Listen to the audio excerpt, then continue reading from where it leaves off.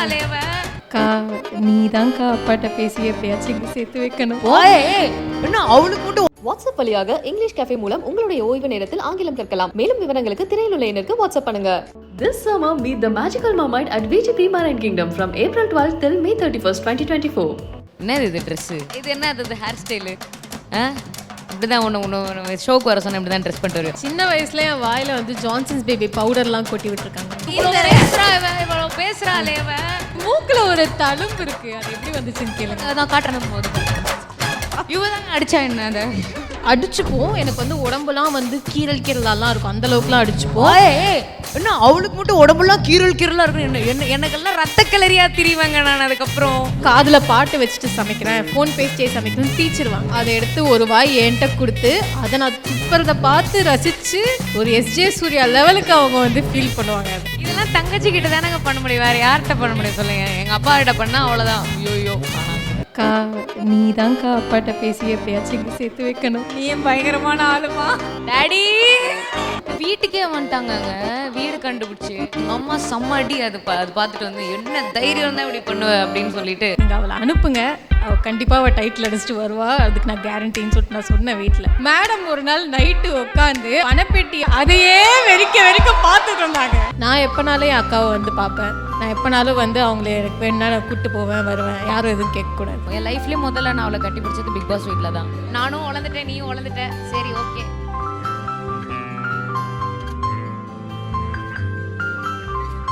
நான் பிக் பாஸ்லேருந்து ஃபினாலேயில் ட்ராஃபி வாங்கிட்டு வெளில வந்தேன். கேரவன்குள்ளே போகிறேன். என்னோடய அப்பாவுக்கும் அம்மாவுக்கும் ஒரே மைண்ட் செட், என்னை ப்ரொடெக்ட் பண்ணி எப்படியோ சேஃபாக வீட்டுக்கு கூப்பிட்டு போயிடணுன்னு தான் இருந்தது. It's not fair. சின்ன சின்ன பொண்ணுங்களை நாசம் பண்ணுறாங்களே அவங்க மேலே காட்டணும் அந்த ஹேட்ரடை, அதுதான் கரெக்ட்.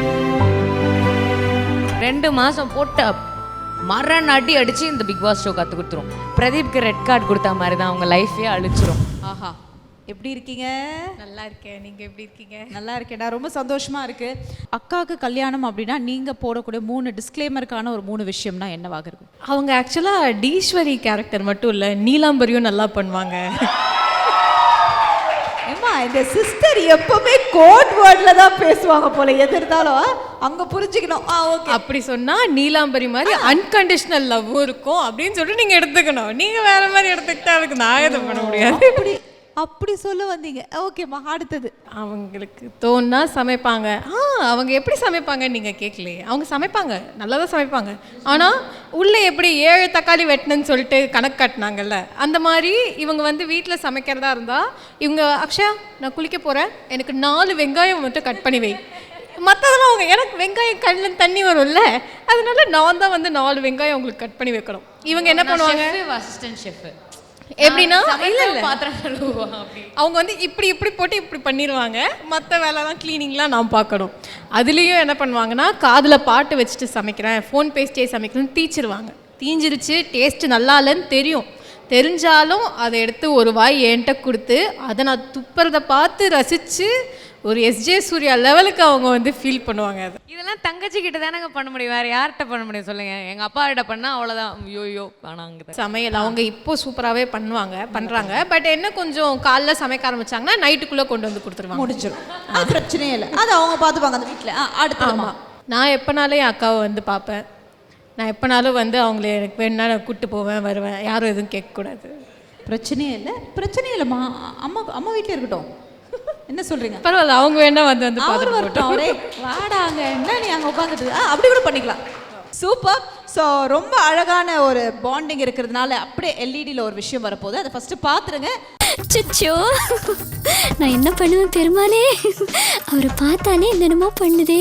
ஸோ அந்த சீன் அப்படியே எங்களுக்காக அழகா ரீக்ரியேட் பண்ணிடணும் 2 பேரும். அச்சோ பெருமாளே, எனக்கு ஒரே வைக்கவா வருது.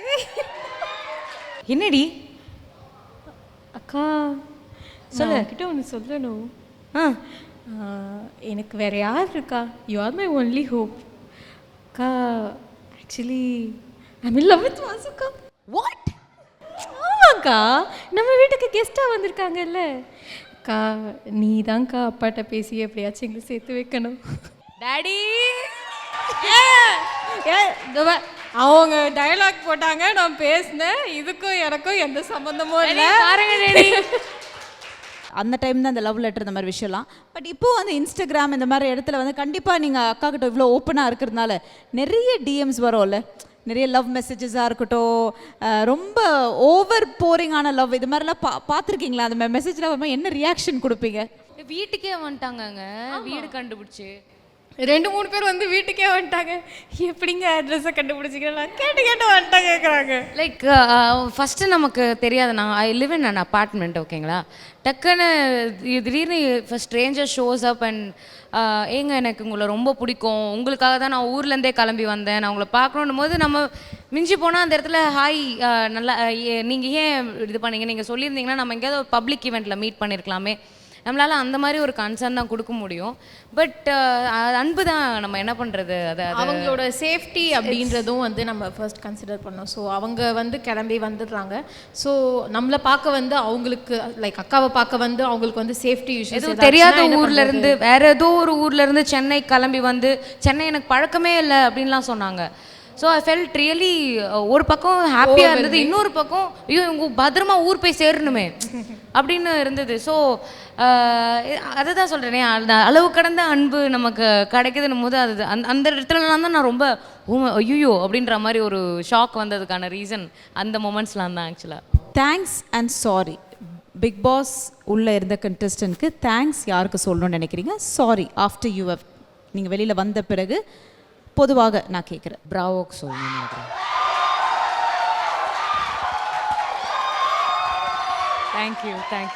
தேங்க்யூ. ஏன்னா பிராவோ என் கூட உள்ளே வந்தார் வைல்ட் கார்டாக. அந்த டைமில் வந்து அவர் ரொம்ப எனக்கு தோல் கொடுப்பான் தோழனா வந்து, he did not give me shoulders to lean on, but he gave me confidence. அவர் ஒரு ஒரு ஒரு பிரேஸ்லெட் மூலயமா எனக்கு ஒரு கான்ஃபிடென்ஸ் கொடுத்தாரு. அது நான் நம்பவே இல்லைங்க. அது ஒரு ஜெஸ்டர், அந்த ஜெஸ்டர் எனக்கு ரொம்ப பிடிச்சிருந்தது. ஓகே, எனக்காக ஒருத்தர் கேர் பண்ணி ஏதோ ஒன்று அவரால் முடிஞ்சது கொடுக்கணும்னு நினைக்கிறாரு அப்படின்ற அந்த ஜெஸ்டர் எனக்கு ரொம்ப பிடிச்சிருந்ததுனால தான் அந்த பிரேஸ்லெட் நான் போட்டிருந்தேன். காலைல அந்த பிரேஸ்லெட் போடுறேன், அன்றைக்கி ஈவினிங் எபிசோடு வெளியில் பயங்கரமாக பேசப்பட்டிருக்கு. ஸோ அப்போது அந்த வீக்கெண்டு நமக்கு தெரியும்ல, நம்ம எந்திரிச்சு நிற்கும் போது அந்த கிளாப்ஸ் கிடைக்கும் போது தான் எனக்கு தெரியுது வாட் அப்படின்னு அந்த பிரேஸ்லெட்டை நான் பார்க்குறேன். ஸோ அந்த பிரேஸ்லெட்டை அந்த த்ரூ அவுட் த ஜேர்னி நான் போட்டிருந்தேன். பட் பிக் பாஸ் முடிஞ்சு நான் வெளியில் வந்து ஐ திங்க் ஒரு 1 வீக் அது மாதிரி நினைக்கிறேன், அந்த கதவோட தாப்பால் அதை மாட்டி அருந்து அது என்னால் ரிட்ரீவ் பண்ண முடியாத மாதிரி அறந்துருச்சு. that was outside and I couldn't retrieve. அங்கேயாவது கிராஸ் இருந்தது, இங்கே தான் விழுந்திருக்கும் தெரியும், இது எனக்கு தெரியல. ஸோ எனக்கு பொறுத்த வரைக்கும் நான் அதை எப்படி பார்க்குறேன்னா, அது எனக்காக வந்தது, தான் வேலை முடிஞ்சிருச்சுன்னு அது என்னை விட்டு போயிடுச்சு. சாரி வந்து ஆக்சுவலி நான் எல்லா கண்டஸ்டன்ட்ஸுக்குமே நான் சொல்லணும். ஏன்னா தெரிஞ்சோ தெரியாமலோ இன்றைக்கி அவங்க ஃபேஸ் பண்ணுற அந்த ஹேட்ரடுக்கு தெரிஞ்சோ தெரியாமலோ ஏதோ ஒரு மூலையில் நானும் காரணம் இல்லைங்களா. என் மேலே இருக்கிற லவ்னால தான் அவங்க மேலே ஹேட்ரட் வருது. ஏதோ ஒரு வகையில் அவங்களுடைய சந்தர்ப்ப சூழ்நிலையால் அந்த ஷோக்காக அவங்க ஒரு சில விஷயங்கள் செய்ய போய் அதனால நான் அஃபெக்ட் ஆகி அதை மக்கள் பார்த்து அதனால என் மேலே ஒரு அன்பை காட்டி அந்த அன்பின் வெளிப்பாடில் தான் அவங்க எல்லாரும் ஹேட்ரட் ஃபேஸ் பண்ணிகிட்ருக்காங்க. I really want to say sorry for every contestants, because அவங்களும் என்ன மாதிரி தன்னோட ட்ரீம்காக தான் அந்த ஷோக்குள்ளே வந்தாங்க, தன்னோட லைஃப்பில் ஒரு கிக் ஸ்டார்ட்டுக்காக தான் ஷோக்குள்ளே வந்தாங்க. அது இன்றைக்கி வந்து அது என்னை பொறுத்த வரைக்கும் என்னென்னா, இந்த ஹேட்ரட் இந்த ரியாலிட்டி ஷோவில் காட்டுறதுக்கு பதிலாக அந்த சின்ன சின்ன பொண்ணுங்களை நாசம் பண்ணுறாங்களே அவங்க மேலே காட்டணும் அந்த ஹேட்ரடை. அதுதான் கரெக்ட். இட்ஸ் அ ஷோ, அது முடிஞ்சிருச்சு. இங்கே அந்த கோவத்தை இங்கே தான் காட்டணும். இந்த ஷோ மூலியமாக பார்த்து ஒருத்தரை ஜட்ஜ் பண்ணி அவங்க மேலே கோவம் காட்டுறதில்ல அவசியமே இல்லை. அக்கா சொல்லியிருந்தால எனக்கு இவங்க இந்த தேங்க்ஸ் அண்ட் சாரி இவங்களுக்கு கொடுத்துருந்தா கரெக்டாக இருக்கும்னா ஓடுது. ஸோ எனக்கு தெரிஞ்சு இந்த தேங்க்ஸ் வந்து ஆடியன்ஸாக இருக்கட்டும், என் அப்பா அம்மாவாக இருக்கட்டும், யாராக இருந்தாலுமே கண்டிப்பாக வந்து விசித்ரா மேம்க்கு தான் அந்த தேங்க்ஸ் வந்து நான் சொல்லுவேன். பிகாஸ் அந்த ஃபர்ஸ்ட் வீக் அவங்க அவ்வளோ பிரேக் டவுன் ஆயிருந்த டைமில் அவங்க இல்லை, அவங்க ஒரு சப்போர்ட்டிவாக இல்லைன்னா அர்ச்சனா வந்து அந்த அளவுக்கு சர்வே பண்ணியிருப்பாங்களான்னு எனக்கு தெரியல. ஸோ அந்த தேங்க்ஸ் வந்து எப்போ கேட்டாலுமே வந்து விச்சு மேம்க்கு தான். ஸோ சாரி வந்து I don't feel sorry for any one. I would say Pradeep Anna. So Pradeep அண்ணாக்கு அப்படி ஒரு இது நடக்கிறப்ப ஹெல்ப்லெஸ்ஸாக அவங்கள அதுக்கு மேலே அந்த ஷோவில் கண்டினியூ பண்ண வைக்க முடியலன்ற ஒரு பட்சத்தில் ஆடியன்ஸாகவும் நான் வந்து சாரி. Super super. அண்ட் நீங்கள் அழகாக சொன்னீங்க தேங்க்ஸ் அப்படின்னும் போது வச்சுமா அப்படின்னு சொல்லிட்டு அவங்க உள்ள ஒரு விஷயம் சொன்னாங்க. அதாவது ஒரு கன்சர்னாக கூட அதை நம்ம பார்க்கலாம். பட் அந்த இடத்துல அந்த மூமெண்ட் வாஸ் பயங்கர ஃபயர் ஆயிடுச்சு, பயங்கர வைரலாக பேசப்பட்ட ஒரு விஷயம். நீங்கள் அதை எப்படி பார்க்குறீங்க? லைக் வந்து அப்போ நான் 24/7 பார்க்கல, நான் வேறு ஏதோ ஒர்க்கில் இருந்தேன். பார்த்தா திடீர்னு மீம்ஸ் ஃபுல்லாக அர்ச்சனா வந்து அழுவுறா, like that's how I treat her அப்படி இப்படின்னு சொல்லிட்டு அவள் அழுவுறா. எனக்கு ஒரு நிமிஷம் ஒன்றுமே புரியல, கான்டெக்ட் புரியல.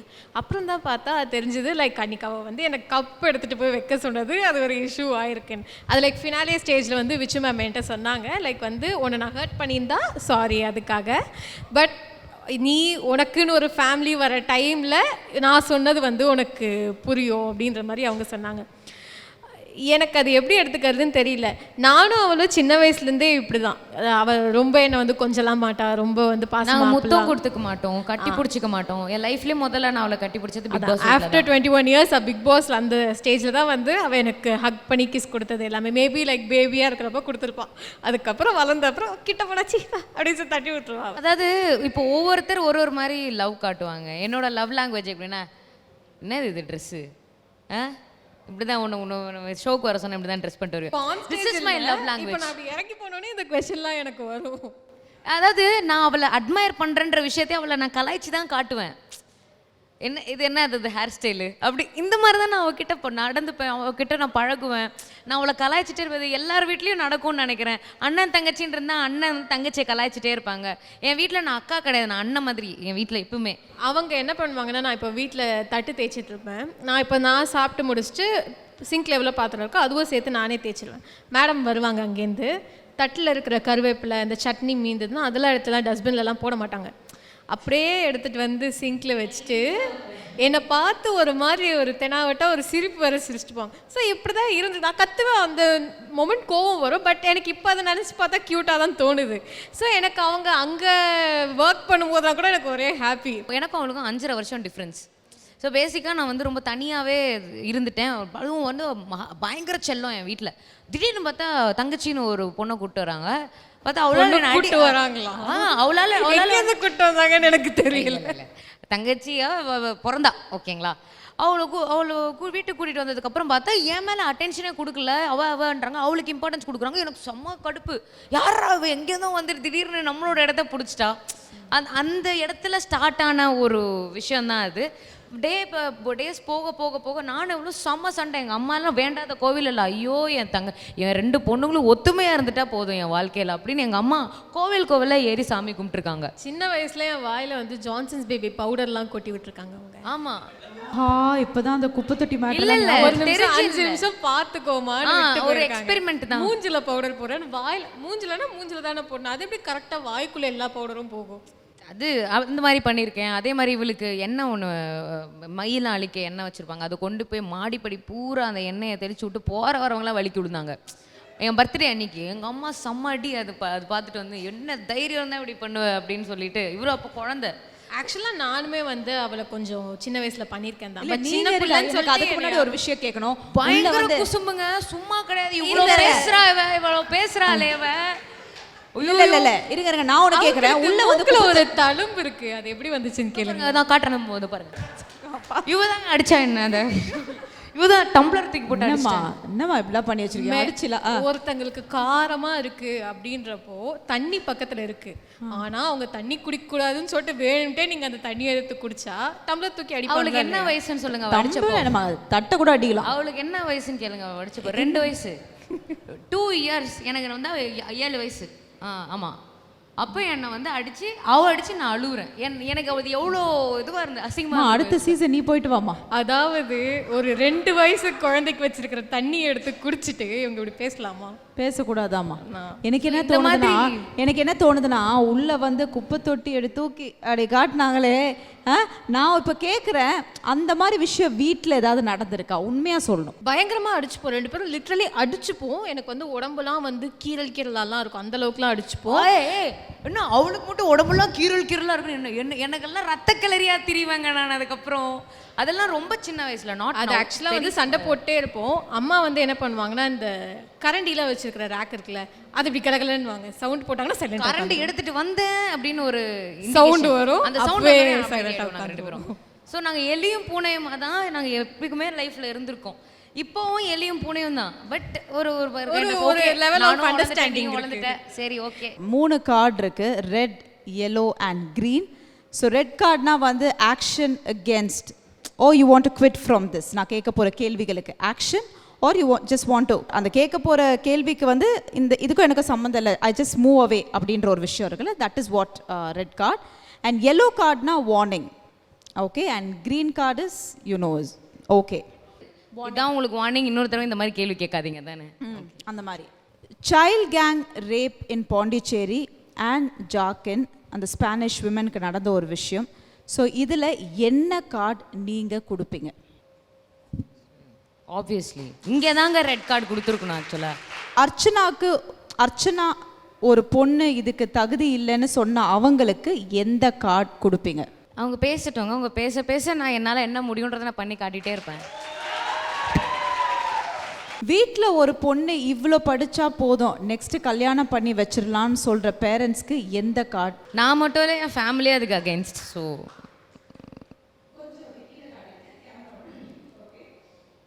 பிரதீப்க்கு நீங்கள் எந்த கார்டு கொடுத்துருப்பீங்க?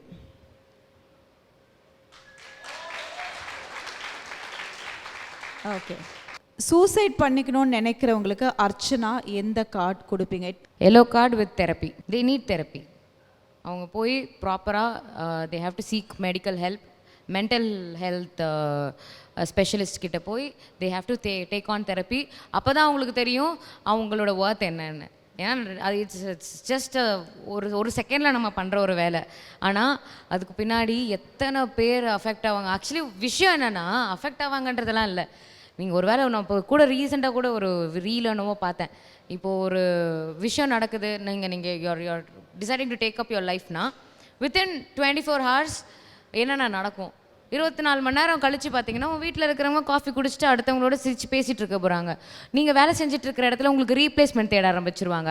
உங்கள் சொந்தக்காரங்க, உங்கள் ஃப்ரெண்ட்ஸ் எல்லாம் உங்களை பற்றி பேசிட்டு மறந்துட்டு அடுத்து அவங்க வேலையை பார்க்க போயிடுவாங்க. உங்கள் கூட இருக்கிற பசங்க, நீங்கள் பெற்ற பசங்களே ஒரு 4 நாள் லீவுக்கு அப்புறம் 5ஆவது நாள் ஸ்கூல் போயிடுவாங்க. அப்புறம் யாருக்காக அந்த உயிரை விட்டீங்க? லவ் பண்ணிட்டு ஏமாத்துறவங்களுக்கு என்ன கார்டு கொடுப்பீங்க? வார்னிங். வார்னிங்.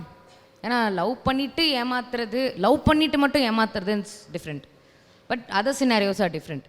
நீங்கள் 2 பேரும் லவ் பண்ணுறாங்க, லவ் பண்ணிவிட்டு ஓகே ஃபைன், ஏதோ ஒரு விஷயம் இல்லை செட் ஆகலை, இல்லை வைப் சரியில்லை அப்படின்னும் போது don't ever play with someone else's feelings. Warning. Okay. வீட்டில் ஹஸ்பண்ட் தன்னோட ஒய்ஃபை டார்ச்சர் பண்ணுறதோ இல்லை சில விஷயத்துக்காக வந்து தரக்குறைவாக நடத்துகிறவங்களுக்கு என்ன கார்டு கொடுப்பீங்க? Red card. அர்ச்சனாவை நிறைய பேர் அடிக்கடி கேட்கக்கூடிய கேள்வி, எப்போ கல்யாணம் அப்படின்றவங்களுக்கு என்ன கார்டு கொடுப்பீங்க?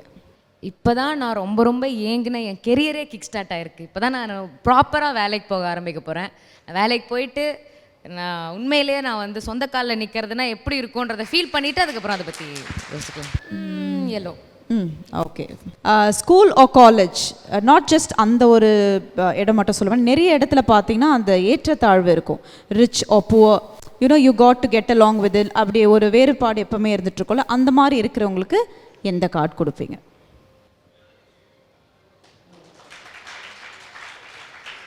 ஏன்னா சின்ன வயசுல பேரண்ட்ஸ் ஸ்கூலுக்கு அனுப்புறதுக்கு காரணமே மக்களோட பசங்களோட சோஷியலைஸ் ஆகணும் எல்லாரோடையும் தான் அந்த குழந்தைய ஸ்கூலுக்கே அனுப்புகிறாங்க. அங்கே வந்து டிஸ்கிரிமினேட் பண்ணிட்டு பேசிகிட்டு இருக்கிறதுல வந்துட்டு இட்ஸ் நாட் தட், அது வந்து should happen in front of அதுக்கான விஷயம் வந்து டீச்சர்ஸ் அண்ட் கூட இருக்கிற பேரண்ட்ஸ் அவங்க தான் சொல்லிக் கொடுக்கணும் பசங்களுக்கு இந்த மாதிரி பேசக்கூடாது, இந்த மாதிரி செய்யக்கூடாதுன்னு. குழந்தைங்கள்லாம் சொன்னால் கேட்டுக்குவாங்க, சொல்கிற விதத்தில் சொல்லணும், அவ்வளோதான். எப்போவுமே அர்ச்சனாவுக்கு பார்த்தீங்கன்னா ஐ திங்க் நிறைய பாசிட்டிவ் வந்தாலும் நிறைய நெகட்டிவ் கமெண்ட்ஸும் வரும். ஸோ நெகட்டிவ் கமெண்ட்ஸ்க்கு எந்த கார்டு? வார்னிங் கார்டு தான் ஆப்வியஸாக. ஏன்னா இப்போ நெகட்டிவ் கமெண்ட்டுன்றது வந்து நீங்கள் என்னோடய ஒர்க்கை பார்த்து ஒரு நெகட்டிவ் கமெண்ட் எனக்கு வருது அப்படின்னா அதை நான் ஒரு கிரிட்டிசிசம், ஓகே என்னோடய ஒர்க்குக்காக வந்த ஒரு கிரிட்டிசிசம்னா அதை நான் எடுத்துக்க முடியும். நீங்கள் என் அப்பியரன்ஸ் இப்படி இருக்குது, நான் எப்படி இருக்கேன், அது எப்படி இருக்குது, இது அந்த மாதிரி உங்களுக்கு வந்து என்னை பார்த்து கமெண்ட் பண்ணுறது உங்களுக்கு எந்த ரைட்ஸுமே கிடையாது.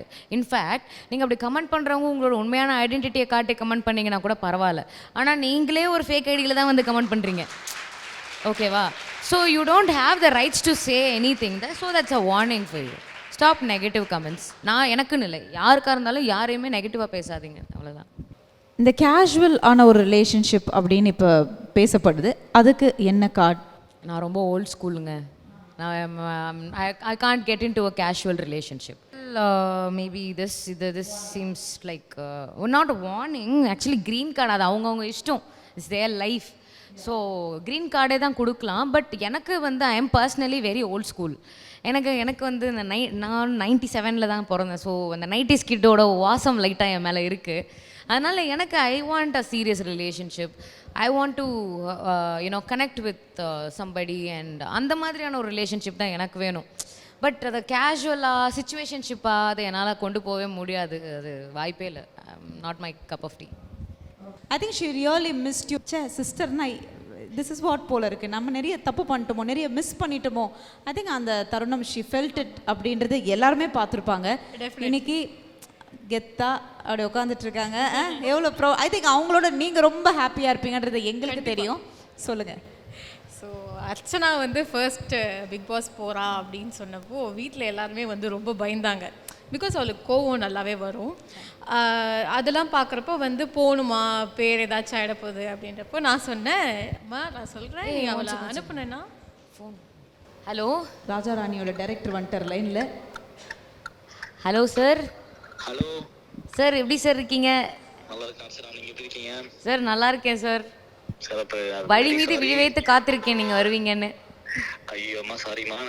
எனக்குமே ஒரு சின்ன ஒரு ஈவென்ட் இருந்தது. Okay okay okay sir. அது இப்பதான் முடிஞ்சது. Okay sir, okay sir, no problem. நான் நினைச்சேன் உங்களுக்கு முடிஞ்சிருக்கும், ஏன்னா 2 மணின்னு சொன்னாங்க. 2 மணிக்கு சரி ஓகே எப்படி இருந்தாலும் முடிஞ்சிருக்கும் அப்படின்னு நினைச்சேன். ஓ ஓகே ஓகே ஓகே. இல்லை சார், இன்னும் போயிட்டு தான் சார் இருக்கு ஆக்சுவலாக.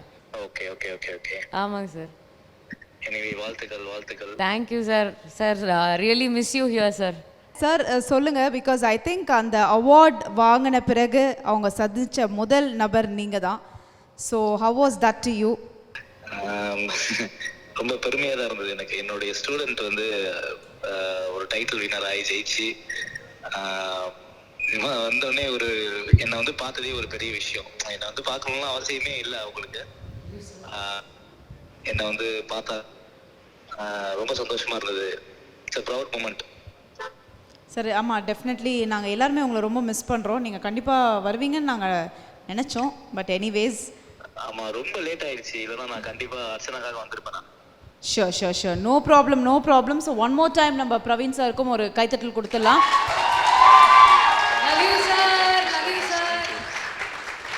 நம்மளுடைய அதாவது நிறைய பேர் வந்து ஸ்டூடெண்ட்டாக வந்து நிறைய இடத்துல ஜெயிச்சுக்கிட்டு இருக்காங்க. பட் அர்ச்சனா அதில் வந்து ஜெயிச்சுட்டு இருக்கா அப்படின்றப்போ எனக்கு ரொம்ப பெருமையாக இருக்குது அர்ச்சனா நினச்சி. சார் அதுக்கு முக்கியமான காரணம் என்னென்னா, மக்களின் இயக்குனராக நீங்கள் இருக்கிறதுனால பல பேருக்கு அந்த சார் இந்த டைட்டில் கொடுத்ததே நான் தானே சார், மறந்துட்டீங்களா? சூப்பர். ஸோ ஏன்னா அந்த விதை நீங்கள் வந்து ஒவ்வொருத்தரையும் வந்து என்கரேஜ் பண்ணி ரொம்ப அழகாக கொண்டு வந்துட்டு இருக்கீங்க. அந்த விதத்தில் தேங்க்யூ ஸோ மச் சார். லைனில் வந்ததுக்கு ரொம்ப ரொம்ப நன்றி. தேங்க்யூ அர்ச்சனா. இன்னும் நீங்கள் வந்து சிறப்பாக இந்த ஒரு வெற்றி மட்டும் பத்தாது அர்ச்சனா. இன்னும் நீங்கள் வந்து பல பிளாட்ஃபார்மில் பல மேடையில் நீங்கள் வந்து வெற்றி அடையணும். கண்டிப்பாக sir. Thank you sir. Thank you so much. நான் சொன்ன மாதிரி வந்து ஃபர்ஸ்ட் வீட்டில் அனுப்புகிறப்போ வந்து கொஞ்சம் பயந்தாங்க, அவங்க கோவப்படுவாங்க அது இதுன்னு சொல்லிட்டு. ஆனால் நான் அப்போ சொன்னேன், லைக் நீங்கள் அவளை அனுப்புங்க, அவள் கண்டிப்பாக அவள் டைட்டில் அடிச்சுட்டு வருவா, அதுக்கு நான் கேரண்டின்னு சொல்லிட்டு நான் சொன்னேன் வீட்டில். அதுக்கப்புறம் இவங்க உள்ளே வந்து ஸ்டார்டிங் ஃபர்ஸ்ட் வீக் வந்து எனக்குமே ஏன்டா அழுதுகிட்டே இருக்காளே அப்படின்ற மாதிரி இருந்துச்சு. பட் அதுக்கப்புறம் ஒரு செம கம்பேக் கொடுத்தாங்க. அப்புறமா வந்து எனக்கு லைக் ஃபீல் ஆச்சு, இவங்க பணப்பெட்டி வச்சா முதல்ல தூக்கிடுவாங்க அப்படின்றது எனக்கு தெரியும். ஏன்னா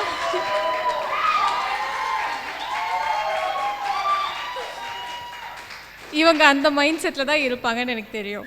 பூர்ணிமா அக்கா மாதிரி 16 லட்சம் வர வரைக்கும்லாம் வெயிட் பண்ணியிருக்க மாட்டாங்க, 3 லட்சத்துலேயே தூக்கிட்டு வந்திருப்பாங்க. அது எனக்கு கன்ஃபார்மாக தெரியும். ஸோ இவங்களுக்கு அதை வந்து நான் கண்டிப்பாக இவங்களுக்கு சொல்லியே ஆகணும். அவங்க ஜெயிக்கிறாங்க ஜெயிக்கல செகண்டரி, கடைசி வரைக்கும் நின்று டஃப் கொடுத்துட்டு வரணுன்றது தான் என்னோடய மைண்டில் இருந்துச்சு. ஸோ நான் அப்போ தான் நான் சொன்னேன், லைக் துணி பெட்டியை தவிர நீ வேறு இந்த பெட்டி மேலே கை வைக்கக்கூடாது அப்படின்ட்டு.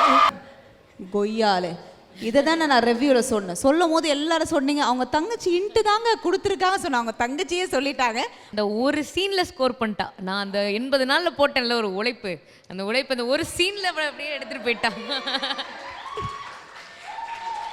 அந்த கிராண்ட் விட்டாரா கார் வந்து எனக்கு தான் வரணும். ஏன்னா அது அவங்க கையில் கிடச்சதுக்கு ஒரு வகையில் ஒரு ரீசன் நானும் தான். ஸோ அந்த கார் எனக்கு தான். நீ பயங்கரமான ஆளுமா இல்லை சரி ஓகே, அது ஒரு இன்ட்டு கொடுத்தீங்க. இன்கேஸ் அது கொடுத்துலன்னா அவங்க எடுத்திருப்பாங்கன்றது கான்ஃபிடென்ட்டாக இருக்கு. 100% எடுத்திருப்பாங்க. இன்னொரு விஷயம் என்னன்னா, அந்த பணப்பெட்டி அங்கே இருந்தப்ப மேடம் ஒரு நாள் நைட்டு உட்காந்து அதையே வெறிக்க பார்த்துட்டு இருந்தாங்க. அண்ட் அவங்களே சொன்னாங்க நிறைய நான் வெளியில் இருந்ததுக்கும் நான் உள்ளே போய் நிறைய மாறி இருக்கேன். ஐ ஸ்டார்ட் டு லிசன், நிறைய இப்போ கேட்குறேன் அப்படின்றாங்களே. ஸோ வெளியில் எப்படி எந்த விஷயத்துக்குமே கேட்க மாட்டாங்க. ரொம்ப ஒரு மாதிரி அவங்க ஒரு பாணிலே இருந்தாங்களா? முன்னாடி வந்து அக்காவுக்கு வந்து பயங்கரமாக அந்த ஒரு எப்படி சொல்ற கோவம்லாம் ரொம்ப வரும். இப்போ வந்து அவள் ஒரு செயின்ட் மாதிரி பேசுகிறா. அது சம்டைம்ஸ் எனக்கே ரிலேட் பண்ணிக்க முடியல. என்ன 2 மாதத்துக்கு முன்னாடி இப்படி இருந்தா இது இப்படி ஒரு டிரான்ஸ்ஃபர்மேஷனில் வந்திருக்காளே அப்படின்ற மாதிரி. அதாவது லைஃப்பில் நீங்கள் கற்றுக்க வேண்டிய நிறைய விஷயம் இருக்குல்ல, அது ஒரு 2 மாதம் போட்ட மரண அடித்து இந்த பிக் பாஸ் ஷோ கற்றுக் கொடுத்துரும். பட் அந்த மாதிரி இருக்கும்பொழுது ஒரு ஃபேமிலியாக நீங்கள் பார்க்குறீங்க, நம்ம சார்ந்த ஒருத்தருங்க உள்ளே போயிருக்காங்க. ஸோ வெளியில் நிறைய அடி இருக்கும், நிறைய அடி பார்த்துருப்பீங்க. அஃப்கோர்ஸ் நிறைய இடத்துல சார் இது ஜென்வனாக தானே இருக்குது, ஏன் இப்படி பேசுகிறாங்க, இது ஜென்வனாக பண்ணியிருக்கா, ஏன் இப்படி பண்ணுறாங்க அப்படின்ற ஒரு தாட் ஆஸ் அ சிஸ்டராக வெளில இருக்கும்போது so much of comments. How was it to யூமா? நான் ஆக்சுவலாக அது எதையுமே நான் வந்து பெருசாக எடுத்துக்கல. ஸோ இதுக்கு முன்னாடி அர்ச்சனா வந்து சீரியல் பண்ணிகிட்டு இருக்கும் போதும் வந்து பார்த்திங்கன்னா அவங்க ஒரு நெகட்டிவ் கேரக்டர் பண்ணிகிட்டு இருந்தாங்க. அப்போது அவங்க ஒரு போஸ்ட் போடுறாங்க அப்படின்னா அது கீழே வர்றதில் ஒரு 25% குட் கமெண்ட்ஸாக இருந்தால் மீதி 75 வந்து பார்த்திங்கன்னா ஃபுல்லாக நெகட்டிவாக ரொம்ப அப்யூசிவ் வேர்ட்ஸ் அப்படி தான் இருக்கும். அதுவும் அந்த கேரக்டர் மேலே அவங்க காட்டுற ஒரு வெறுப்பு கமெண்ட்ஸாக வந்து வரும். ஸோ அந்த டைமில் வந்து பார்த்திங்கன்னா அது எங்களுக்கு ஸ்டார்டிங்கில் வந்து அதை டைஜஸ்ட் பண்ணிக்க முடியல, எனக்கு என் அம்மா அவங்களுக்குலாம்.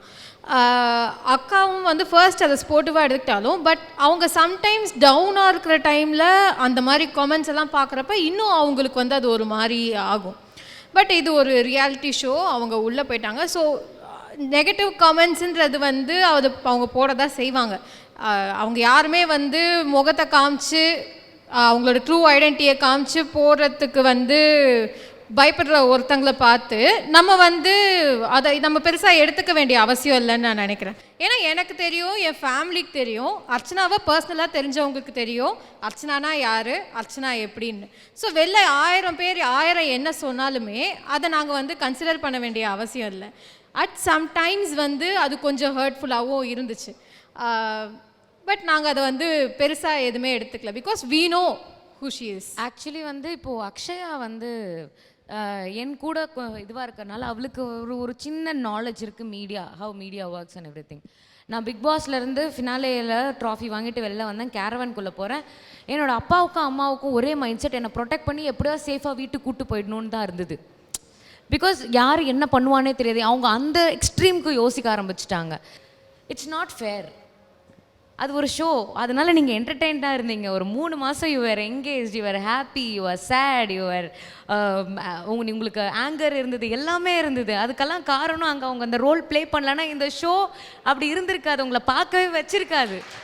இதுக்கப்புறமும் அந்த ஷோவை வச்சு ஒருத்தரோட கேரக்டரை ஜட்ஜ் பண்ணி அந்த ஹேட்ரடை கேரி ஃபார்வர்ட் பண்ணிட்டு போகிறது பிரதீப்க்கு ரெட் கார்டு கொடுத்த மாதிரி தான், அவங்க லைஃபே அழிச்சிரும். வெளில இருக்கிறவங்களுக்கு பார்க்கறதுக்கு எப்படி இருக்கும், என்னப்பா அவ்வளோ பெரிய வீடு, ஏசி போட்டு பெட்டு போட்டு சாப்பாடு கொடுத்து தூங்க வைக்கிறாங்க அப்படின்னு சொல்கிறாங்க. பட் இது ஃபுல்லாக மைண்ட் கேம். மென்டலி உங்களை என்ன பண்ணுவாங்க, எனக்கும் இவங்களுக்கும் சண்டைனா வேணுன்ட்டே இவங்க கூடவே நம்மளை போடுவாங்க, அடுத்தடுத்து சண்டை ட்ரிகர் ஆகிற மாதிரி. So that is the show's pattern. அப்போ தான் அது வந்து பார்க்குறதுக்கு சுவாரஸ்யமாக இருக்கும். It's a show and we are all having a great relationship outside the show is over. And இது நான் சொல்லணும்னு நினச்சேன் இங்கே. That's it. வாட்ஸ்அப் வழியாக இங்கிலீஷ் கேஃபே மூலம் உங்களுடைய ஓய்வு நேரத்தில் ஆங்கிலம் கற்கலாம். மேலும் விவரங்களுக்கு திரையில் உள்ள எண்ணிற்கு வாட்ஸ்அப் பண்ணுங்க. This summer meet the magical mermaid at VGP Marine Kingdom from April 12 till May 31st, 2024.